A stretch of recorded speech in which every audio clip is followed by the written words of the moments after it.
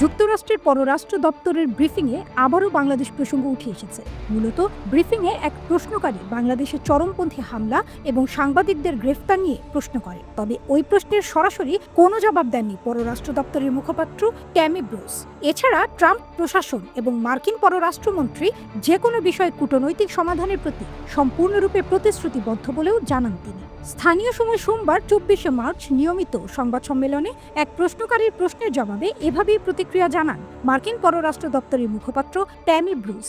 এদিকে এদিনের ব্রিফিংয়ে ওই প্রশ্নকারী দাবি করেন বাংলাদেশের সেনাপ্রধান বাংলাদেশে আসন্ন ইসলামপন্থী চরমপন্থী হামলার বিষয়ে সতর্ক করেছেন। সন্ত্রাসবাদ দমনে যুক্তরাষ্ট্রের প্রতিশ্রুতির পরিপ্রেক্ষিতে বাংলাদেশকে আরেকটি আফগানিস্তানে পরিণত হওয়া থেকে রোধ করতে যুক্তরাষ্ট্র কি পদক্ষেপ নিচ্ছে?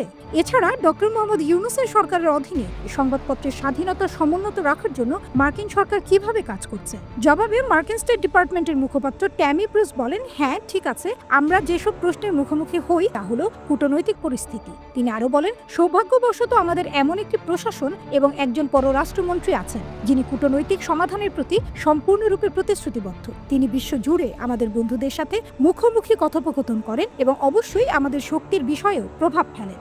ট্যামি ব্রুস বলেন, এবং আমাদের প্রেসিডেন্ট যিনি বিষয়গুলোকে গুরুত্ব সহকারে নেওয়ার জন্য পরিচিত, তিনি জানান আমরা প্রতিটি দেশ অবশ্যই বাংলাদেশ এবং অন্যান্য দেশ থেকে মানবাধিকারের নিয়ম মেনে চলার এবং তাদের নিজস্ব নাগরিকদের তাদের সরকারের কাছ থেকে কি প্রত্যাশা করে সে সম্পর্কে সচেতন এবং ন্যায্য হওয়ার প্রত্যাশা করি।